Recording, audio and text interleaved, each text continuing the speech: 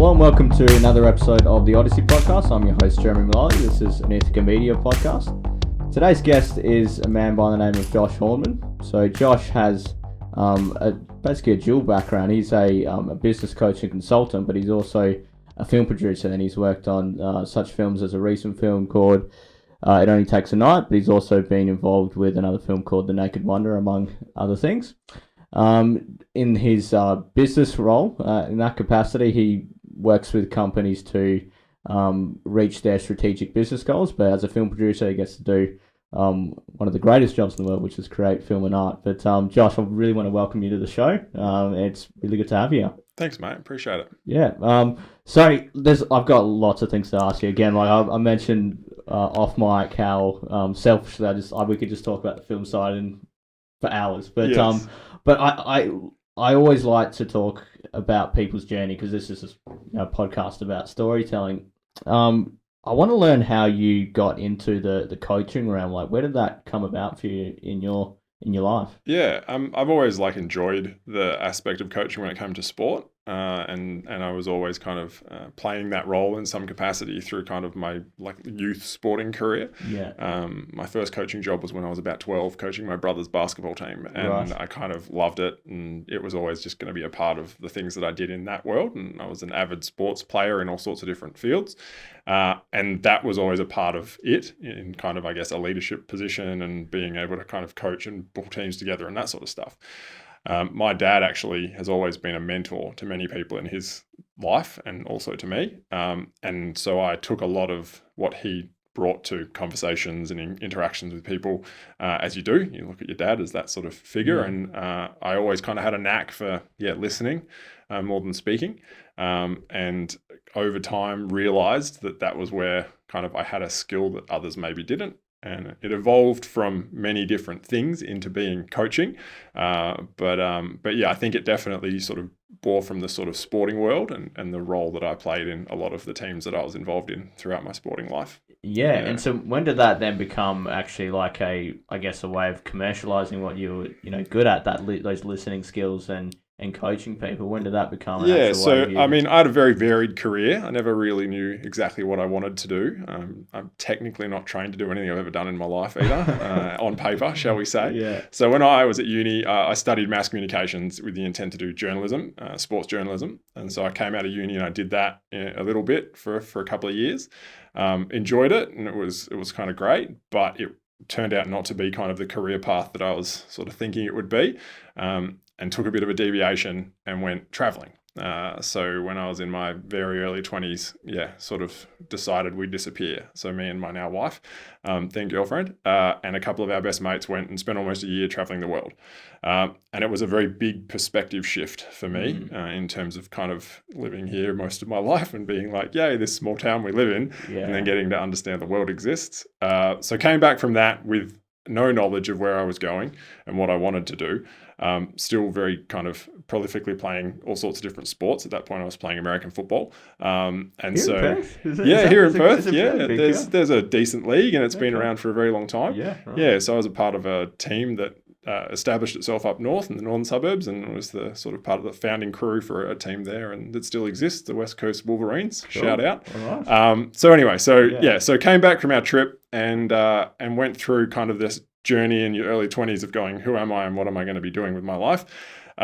Tested a few different things and ultimately fell into a consulting role within an IT company, supporting kind of recruitment, but also project teams going into large organizations. Again, I was not qualified to do this, but I was good with people and could communicate and could talk. So I picked up the way it worked quite quickly, and was involved through that for a couple of years in kind of helping people succeed in large organizations like your BHPs and Rios, government, and so on and so forth, in an IT kind of function, project management, development, that sort of stuff. So that exposed me to the corporate environment. I then had a strange opportunity to join a consulting business, where I was probably 20 odd years younger than the next person in that company, through relationships I'd built in that world. And that exposed me to the world of kind of consulting and what a consultant is. I had no concept really and understanding of that at that point. And my role, it started to kind of be teased out of that business, was this one-on-one capacity to have conversations with people, whether it's project leaders, whether it's business leaders. And I was very good at kind of helping them identify challenges, solve them themselves, because ultimately that's what a good coach does. It's helping the person solve their own problem, and identify where they could go on their journey. So it was really highlighted at that point, and then it evolved from that consulting business into my own. Over time, ups and downs of economic crises and all that sort of thing. And ultimately, I established my own company. So that was when that started, and I went out on my own. We're currently in one of the Space Cube buildings, and it all began down at 45 St. George's in their first kind of space. And I kind of just jumped into it. I never really endeavored to work for someone during my life, and so for now almost a decade I've worked for myself, and it was a risk and a chance and a challenge, and I took it, and here we find ourselves.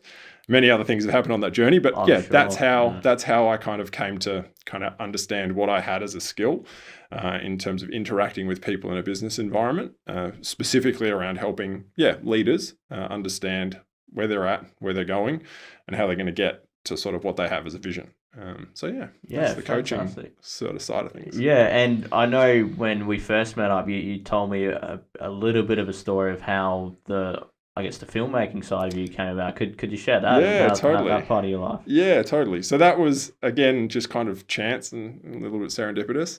My dad, again, was a prolific networker in his time, very well known around Perth, and I was able to piggyback a lot of those networks. And I went to an event with him once that he was hosting, and there was a young guy in the room that had kind of written a script that he'd met recently. So just for context, my dad worked for Media Super, which was a superannuation in sort of entity for the arts. Right. So he did a lot in that space, in that sort of arts realm. Always been a massive fan of film and all that sort of stuff. So I was given sort of the chance to jump in occasionally wherever kind of he was holding events and doing things just to broaden my network. But then, Callan was at this event. We kind of connected. He said, this is where I'm at. This is what I want to achieve. And I thought, that's pretty cool. Maybe I could bring sort of some strategic thinking to this, and we could see how this might work. It became a kind of side hustle at that point. This was 2016, thereabouts. But pretty quickly we decided we'd have a proper crack at seeing if we could make a movie, like a feature-length film with no experience in doing so. So we shopped it around, as you do, the script and the idea, to a few experienced producers around Perth. And ultimately, one of them sort of said yes, a guy named Alan Lindsay, who's based down in Bunbury. And a very long story, slightly shortened. We went on a journey with Alan for the next 3 years to make what was, known as The Naked Wanderer. Yeah. And, although the title's changed, though. It has changed. Yeah. Internationally, it's called Crazy About You. I think the word naked isn't as accepted as it is in Australia, maybe in other parts of the world. So I think there was a slight adjustment for some parts of the world where it was sold to. Yeah. But I mean, that was. So The Naked Wanderer was one of those exercises in trying to understand how the industry worked and looking to get a guidance and education from sort of experienced individuals. And we were really lucky in that. So Alan had a pretty good network and was able to bring a few people to the table for that particular project, including a guy named Simon Egan, who was one of the producers of The King's Speech. And so we kind of were sort of able to start building some networks and see sort of how the machine worked.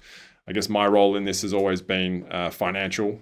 Some of what I do when I work with organizations is assist them in kind of raising capital. Yeah. And so for The Naked Wanderer, that was largely the role that I played and enjoyed playing, which was, find the money to make the movie. And support that process in happening.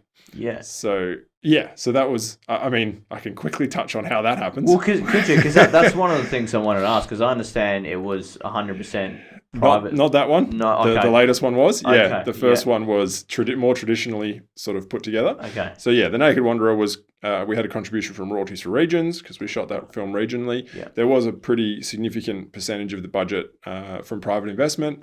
And then you utilize the producer offset. And so you can debt finance the producer offset component, which is what you get back from the government as an incentive for making films in Australia. So it's still a bit of a puzzle piece. But I was involved in sort of supporting the private investment exercise and then was learning the process of those other parts of the financing puzzle. And Yeah, I mean, for me, in anything that I've ever done, anyone I've ever worked with, when it comes to finding cash for doing something, it's storytelling. So it's really about how you frame the story that you're trying to sort of execute against. And obviously, there's got to be some incentive and upside. In the film industry in Australia, it is quite a structured and traditional game where you're mainly sort of fighting for the pots of money from, say, screen agencies. Private investment isn't huge in this space, largely because the models that people use can be challenged to provide returns.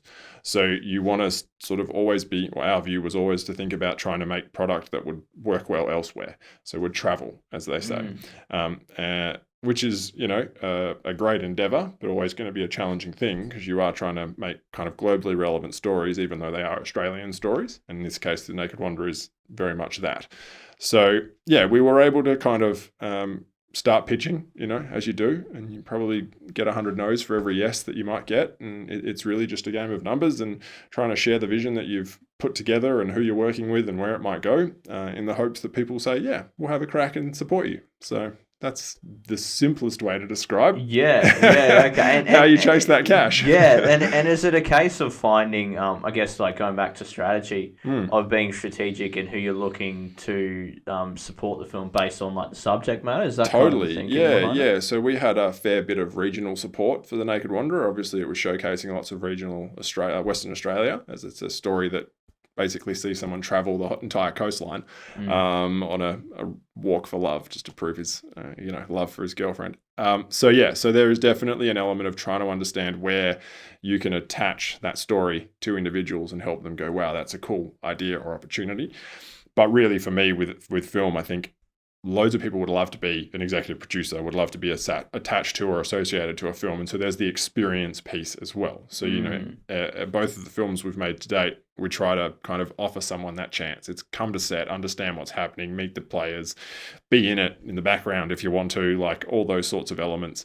A little carrot danglers, I guess, but it's also kind of being exposed to something that is quite actually a mysterious industry in a lot of senses. Yeah, and perhaps for some people, again, if they're brand new to it, a once-in-a-lifetime opportunity in a way, because you might never experience that again, right? 100%. Yeah. It's not something that happens often, although at the moment we're actually on a really good patch in WA. There's a lot of stuff happening right now. But yeah, being kind of exposed to and understanding that is always interesting. And yeah, ideally there's some upside, right? If you can kind of put together a structure and a strategy that works and has the outcomes that you want. The Naked Wanderer was released in 2019, was sold around the world with the intention of going into cinemas post 2019, and then in 2020 we had this small hiccup. This little thing called a pandemic. And unforeseen events constantly occur, right? Every strategy kind of goes out the window when the first bullet's fired. So you kind of look at that and go, right, this was an exercise for us in a lot of learning and appreciating, and it traveled and did the things it does. But that was really the point at which kind of we got the culmination of that exercise. We thought, do we want to keep doing this again? So at the time, myself and Callan, do we somehow formalize what it is we've got and have a crack at more of this? He's a prolific writer, and so he had all sorts of different ideas and concepts. And I still had kind of the coaching and consulting world happening, but have always kind of tried to design my life around things that I like doing, and not necessarily just go hard for the sake of going hard and chasing cash. So I was kind of in a fortunate position where I could keep doing what I was doing and then chase this a little bit. And Callan was like all in basically on let's try and make this thing happen at the time. So we, on the back of The Naked Wanderer, built a little pitch deck around our company and went and started chatting to some people who kind of had asked us, what do we want to do next in this space? And we were fortunate to raise a little bit of money in late 2019 for our production company, which at the time was called Rookie's Ambush. And and that was going to be our kind of sort of seed funds to get going. Then, of course, we had a pandemic and the whole world changed. So we put everything on ice kind of for the bulk of 2020. Everyone was cool, comfortable with that, like all good. Still kind of contributed to what we wanted to create, but ultimately got to the end of 2020 or towards the end of 2020 thinking, right, in WA at least, we knew effectively what the situation was. We can't go anywhere, no one can come here, but we could almost just get on with life. So we kind of made a decision around trying to attempt to do something within those restrictions, but still meet the vision, which is tell stories that can go everywhere. And that's where we settled on It Only Takes a Night, being the project that we had that was always intended to be shot overseas in the UK. It's UK set and UK voiced, but realised after a little bit of work, we might actually be able to make it happen here in WA. And so our now business partner, Cara, got involved as another producer, and the three of us sort of thought, right, we can have a crack at this.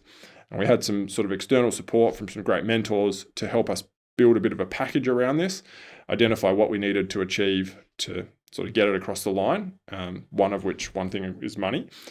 It wasn't necessarily a film that ticked a lot of the local boxes from a funding perspective, plus we were green, really. We'd got no experience.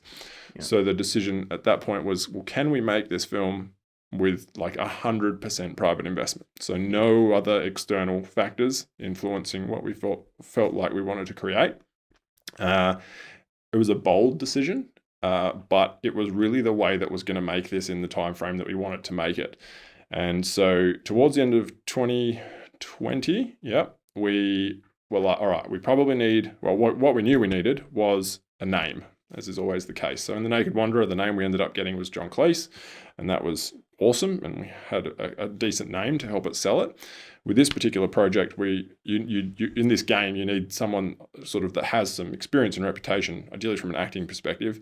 Often producing helps, but that can help you ultimately get that product to the world.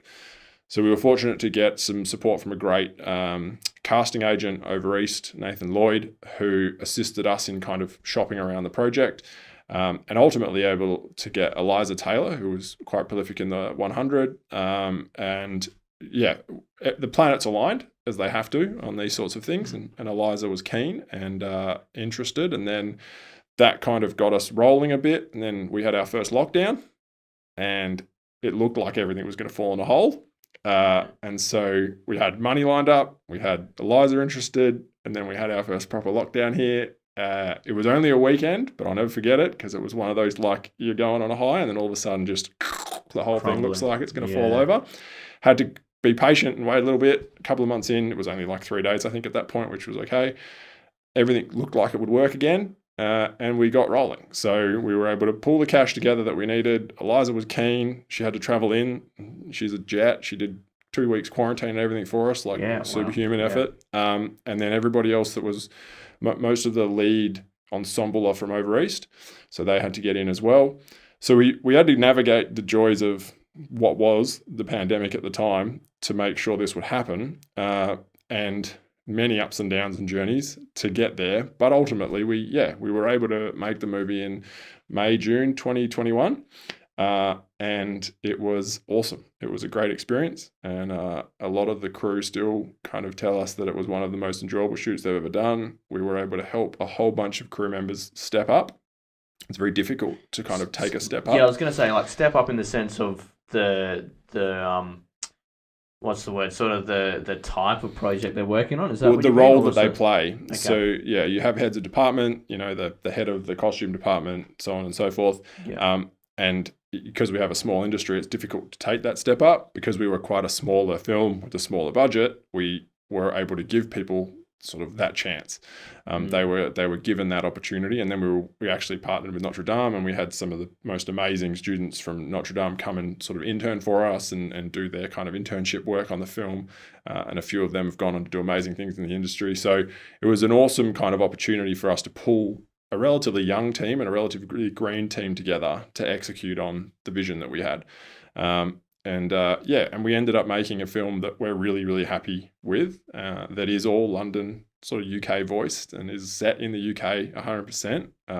And, most people that have watched it have been like, great, feels like that, looks like that, we got that outcome we wanted.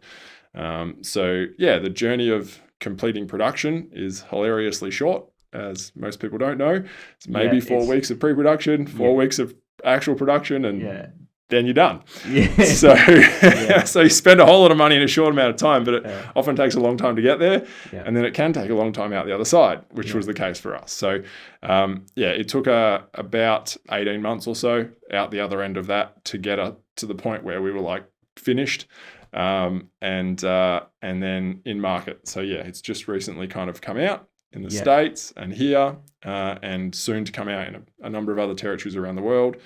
And we see where it goes. Yeah. Fantastic. And overall that, and like you said, there's different phases through that whole process, and some shorter than others. But I guess what's the biggest thing you learned from this particular project, Josh?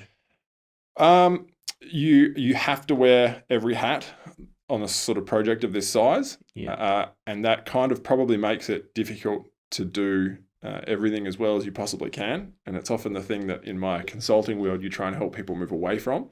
But in indie film, especially low budget indie film, you wear a myriad of hats every day, especially in a producing capacity. But I love that side of things, and kind of Cara and I were really wearing those producing hats on this particular journey. And whether you're literally cleaning up human feces out the front of the production office in the middle of the city at 5 a.m, so everyone can be ready and walk in the door, or serving lunch, or dealing with something that's broken or blown up, or people that don't arrive, you have so many different things outside of just managing a budget and all that sort of stuff that you have to do. So it was an eye-opening experience in that sense. I'm the sort of person that doesn't really believe in challenges. I believe in opportunities. So every time you kind of look at these things, it's like, cool, this is either an opportunity to learn, to improve, all those sort of things. So it really just presented heaps of that. And so as an outcome, you kind of can look back and go, great, like what are we taking away from this that we can implement smarter, better, more efficiently the next time? And we have like 200 pages of those things. So the next time we do this, we know how we should essentially set this up, because we really came into this very, very green without really understanding the kind of core specifics. We lent on some sort of mentorship, but ultimately just did it ourselves. Yeah, okay. And going back to, because again, this was the one that was 100% funded independently from private investment. I guess, how did you go about that, given that this project didn't have those, like strategic elements that the Naked Wanderer had, where you were regional and you did have that consideration of it being a platform for travel and those sorts of things. Like, what was the angle for this particular film as far as how you got people involved? It was largely the fact that it wasn't an Aussie story in that sense. Right. It was so you actually you're using that as an advantage. Yeah, it was going to be something we felt would have a really great chance at working in lots of different territories, because we have, like what we've seen in the recent years, some great Aussie stuff really starting to elevate. Like, funnily enough, Bluey has been a driver of that, which is awesome. Like, it is literally a show that will make you cry if you are a parent. You sit down and watch it. It's that good. And so, we've seen in the recent few years Aussie stories really start to travel well, but traditionally that hasn't been the case, particularly with feature film. Much more sort of festival and award fair, as opposed to large sort of return on investment type projects. So for us, this was a sort of strategic decision to provide people an opportunity to back something that had hopefully a great chance of doing well overseas as well as in our own sort of home turf. And that was always the sort of big thing we lent on. But, during COVID, there was a whole lot of people that didn't really know what to do with a lot of the money they had. So when we were pitching, there was people that were interested in unique opportunities at that point in time. I see, We were a little bit perfect storm, but still with a model and a structure that sort of incentivized them quite heavily to get involved with the intent of kind of making something that would work. Yeah, okay. And I mean, the nature of filmmaking, and you've touched on it a lot with both the projects you worked on, is the team and the collaborative part of it. You can't, even though you are wearing lots of hats, you can't do it yourself. I guess, how do you go about finding the right people you can trust to bring into the project, especially like more so at that more producer executive level? Like, how did you sort of approach that? Yeah, so I mean, from an executive producer perspective on this project, they were largely the financiers, so they had to trust us. So we were obviously supported by a couple of key people in terms of finding the money, but they are ultimately trusting us that we can execute on the vision. And then so it's our job to find people we believe that we can kind of connect with and work with. Locally in sort of WA, there's a pretty small, tight-knit community. So if you do the wrong thing, people will hear about it. Yeah. So you're fortunate in that sense that you can kind of quickly reference check who's who. We obviously have a network of relationships as well, but ultimately you really just have to trust in the individual to be able to execute on their role, because ultimately when it comes to producing a feature film, you have 60 odd people, a film of this size, 60 odd people, all in a designated role, trying to execute every day to the sort of hour and or minute on that role. And the person who is serving lunch is just as important as the person who is behind the camera. And there is no difference in that level of importance, because if the person serving lunch hasn't done their job to the best of their abilities, the person behind the camera can't do their job to the best of their abilities. And so it is the ultimate team environment where really, from our perspective, what we wanted to bring to this project was collaboration at every level. And we're really fortunate that, we had a DOP, Jim Frater, who was the sort of guy who at the beginning of the shoot was like, tell me if you see a shot that I should look at. Like, tell me, speak up. It doesn't matter who you are. I don't care if you're the guy that's blowing the smoke machine out or just refilling glasses. Tell me if you think there's a great opportunity for us to do something, speak up. And so that collaborative piece was really awesome. It's challenging, I think, in this game because at a larger level, there are lots of very structured and rigid hierarchical positions. Sure, yeah. But on what we were trying to do, if you saw an opportunity to help, do so.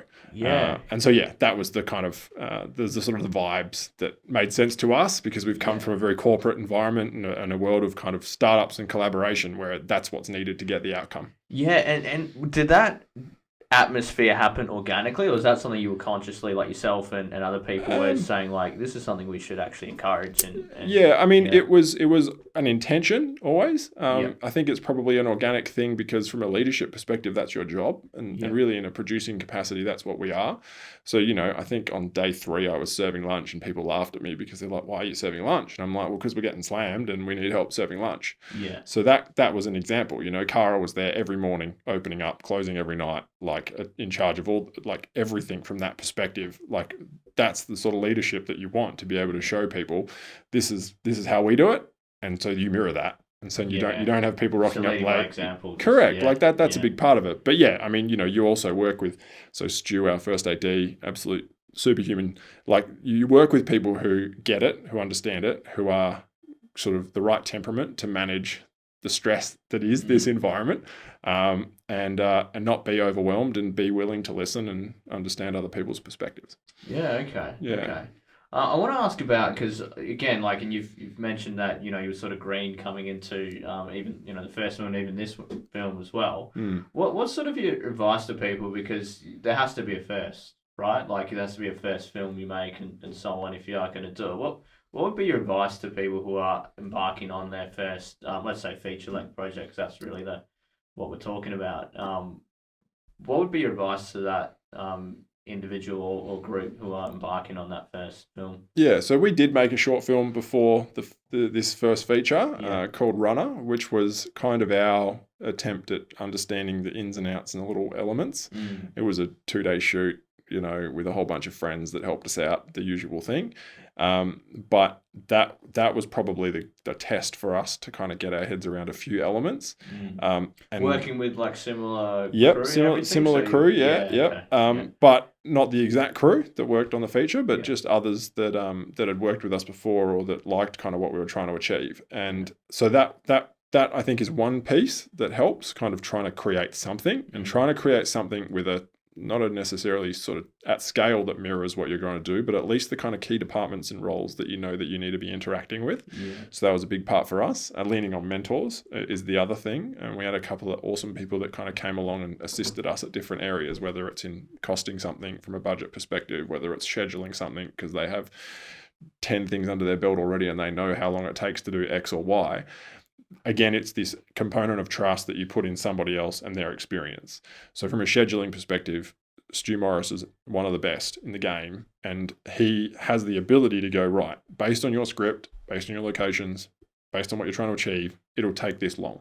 Right. And you trust that because that's his expertise. Yeah. So then you can utilize that to budget, but you might have somebody who helps you budget because they appreciate that you need this number extras, all these components. And that's the, say, line producer type position. Yeah. So you really need to, you don't do it yourself. It is always going to be an exercise in understanding who else has this capacity and skill set, learning from that to understand what it is, but then obviously taking their advice and then implementing it. Yeah. And again, does that come from, I guess, like the amount of networking you've done years before leading up to the project? No, not necessarily. So you know, you can go on IMDb and find people who have worked on similar projects as you and find their contact information and hit them up.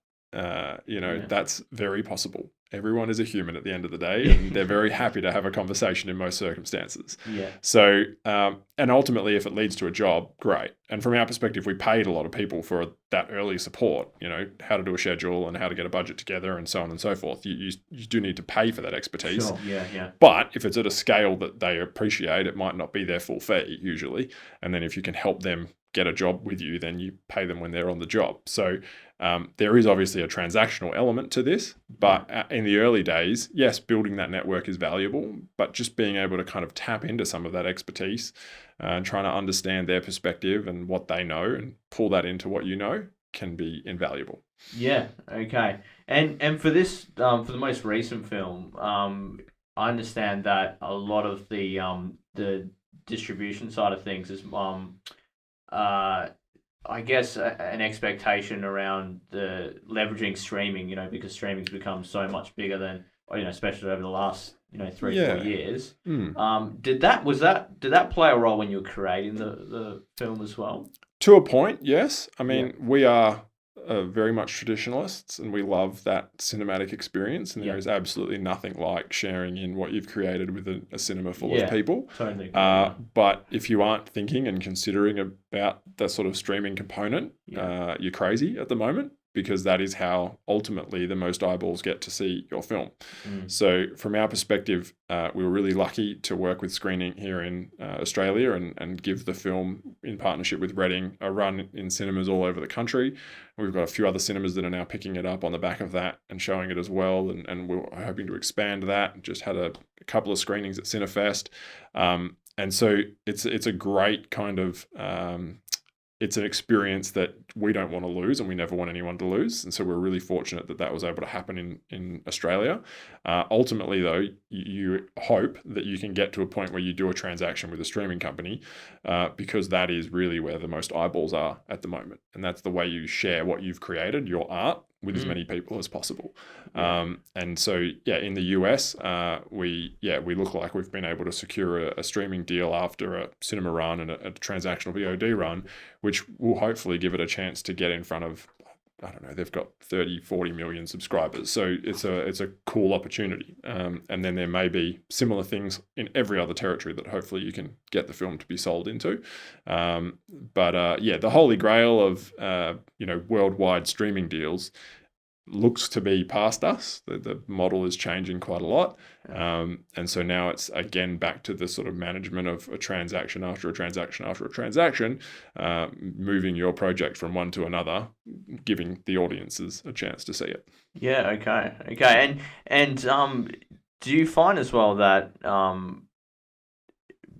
because of the strategy you mentioned, sort of having the location set in London, so it's I guess attracting more of an international audience. Do you think that filmmakers here in WA, but also all of Australia, will sort of look to doing more projects like that? Do you think it sort of will, I guess, set a pathway for people to be doing that as well? Possibly. I guess the big one for me is it still comes back to story. And so where you're setting something really doesn't matter unless it really contributes or is required for the purpose of the story.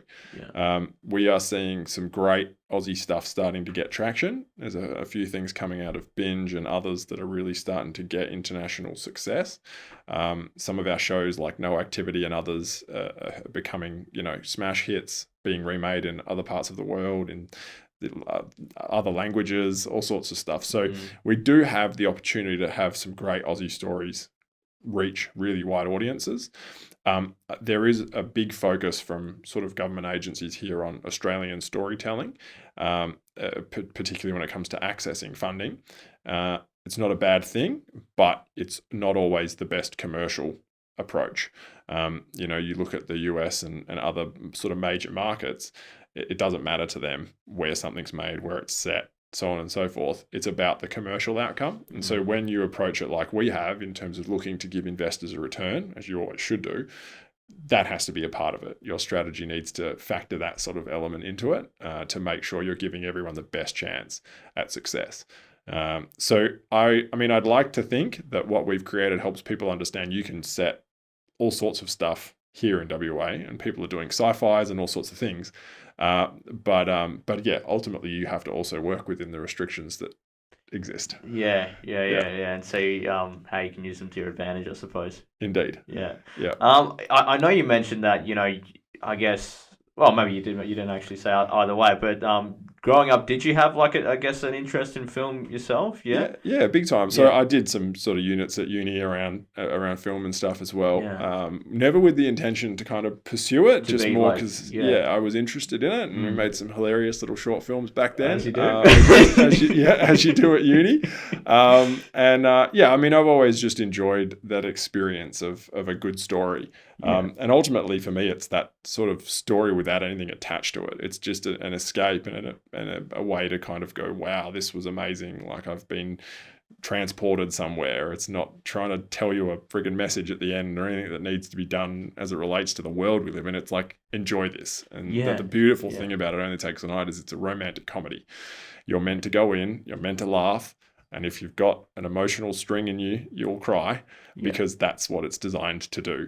Yeah. And so ultimately that experience is, I think, what motivates us in most of what we're trying to achieve. And so our next sort of big project we're trying to get going is an animated kids series. And it's taken from a mental health sort of book, an educational book that is about mental health, sort of in helping kids with mental health sort of tools. So we want to transplant that into a series that's enjoyable and fun, but still has this kind of great opportunity to sort of support and to help them, because that's a great opportunity, and we're really excited about that. But we have more romantic comedy type things, we have more traditional drama, but it's always just about the story. Yeah. Because were there films and filmmakers that I guess you drew inspiration from, like for the projects you've worked on? I mean, Jason Blum was probably the person that initially Callan and I connected over in terms of his producing approach. I have very much more come at this from that perspective. Sure. Yeah. I have creative components to me, but really what I'm sort of mainly doing in this world is the financial side of things, and his ability to take crazy low budget films to market that make stupid amounts of money through really a genre based sort of horror sort of space is unmatched and unrivaled. So he was kind of who we originally connected on in terms of a kind of producing filmmaker type person. From my perspective, I've always been a massive Tarantino fan. Probably though, my favorite movie ever is Snatch, and I think Guy Ritchie is an absolute weapon, and I just love that sort of going all over the place, taking you on a journey type story that leaves you guessing, that has some humor and some action, and you get to that great outcome. That's for me, it's never really been about one individual and what they create beyond that experience and what you get from that. And I think you get that occasionally on your journey, like the first time you watch Parasite and other films where you're just like, whoa, what is this? Yeah. Like you get the tingles, or you're just the silence at the end that no one wants to talk because they're trying to absorb this. Like those are the sort of things you want to give people, again, rom-coms, happiness, everyone leaves smiling. Those are the sorts of things for me that you sort of strive to achieve. It's not necessarily like being the next Christopher Nolan. It's trying to tell stories to as many people as you can and help them either be shocked out of their boots or leave with a big grin on their face. Yeah, and is it genre agnostic in the sense that, like, you just mentioned some of the potential projects you might be doing in future, like, do you find even though you might not necessarily be like the main creative head, that there's certain genres you kind of go, you know what, I kind of want to lean more into this one than the other? Yeah, I mean, agnostic really is the best way for us. Like Yeah. for me, it's about has this story got an audience? Do we think we can get it to that audience? Yeah. And will they love it, really? Yeah. So, there's all sorts of different things that we'd like to achieve, but that's the kind of ultimate way for me that you look at this stuff. It's less about this is a story that must be told and more about will this be a story the audience enjoys? If you don't consider that at every step of your journey, then in my view, you're not doing it right. You're not making this for you. You're making this for them. Yeah. So you want to make sure the outcome is for them. So yeah, that's probably the thing that sits in a lot of what we do and are trying to achieve, with a view to just bring joy, fear, laughter, whatever it might be to the world, depending on the genre. Yeah, fantastic. And so far with the films you have worked on, what's, I guess, been the most enjoyable part of it? Because as a producer, there's all these different stages and there's so many different, opportunities that crop up. I guess, like, what's the part from your memory that's like you really enjoyed the most? The chaos. Right, okay. I will never forget driving back from our last week on The Naked Wanderer with Simon Egan, who was our EP, who'd come over from the UK after a very challenging week on that shoot. And we're driving back from Sandy Cape or somewhere up north, and I was just grinning, and he was just exhausted. And he sort of said, "Why are you so happy?" And I was like, well, this is basically the best thing that I've ever done and ever been involved in my life. And it was a very stressful experience. We had some financing challenges and some other issues going on, but it was unlike anything that I'd ever done in my life. And so the chaos is the thing I think that I probably enjoy most and have sort of thrived from it. So that would probably be the weird answer to that question. No, I get what you mean, because it is what filmmaking is, isn't it? Like it is organized chaos, effectively. 100%. Yeah, nothing ever goes to plan. Yeah. And so especially in the role of a producer, like it ultimately rests on you. And so it's your job to motivate the team, work with the team, find out unique ways. You're a firefighter, basically. Shout out to the Perth Fireys who came out multiple times because alarms went off and they never charged us. Thank you guys. Oh wow. But you're a firefighter. You're the other firefighter. So it is it's a constant ride. And it's unlike anything you'll ever do. It really is. Yeah. Yeah. Fantastic. Unfortunately, we are coming to the end of the episode, Josh. I really want to thank you for coming on. But firstly, how can people find out more about yourself and learn about more, you as a business coach and consultant, but also as a film producer? Yeah, I mean, most things are just my name. So Josh Horneman is kind of the brand from a coaching perspective. A consulting business called Illumium with my good mate Paul Clark. And then A Touch of Madness Studios is our current sort of studio that we're building. The space in which we want to create as much as we possibly can from an artistic perspective, movies, films, all that sort of stuff. So you can sort of find A Touch of Madness Studios on the internet, wherever you want to look at it. And then, make sure you buy It Only Takes a Night when it comes out on transactional VOD in Australia later, I think this month. I think the big thing for me is if you ever know anyone with the film sort of world, if you ever know anyone that's ever achieved the making of one of these things, like pat them on the back, contribute to their journey by paying for what they do, because it is a bloody hard ride in this country. Consume as much Australian-made content as you possibly can, and that's what kind of keeps motivating everybody in this game to do it, as well as keeps them able to do it. Yeah. Fantastic. I totally agree. Thanks for throwing that in there. That's a really, really good point for that. As far as like seeing It Only Takes a Night in cinemas, Reading Cinemas is where we're seeing this. So it's had a run in Reading. It will potentially have a couple of other spots in Perth or in Western Australia, but it will be in a couple of spots in Queensland, New South Wales. It'll be all shared on our socials. So you can find It Only Takes a Night on socials, and we just kind of keep telling you where to go watch it. Oh, cool. And we'll share that. That's cool. Thanks, mate. Appreciate it. Awesome. Josh, really appreciate you coming on. I hope we can maybe get you on again, maybe when the next film's out, whatever it may be. Sounds good. Thanks, mate.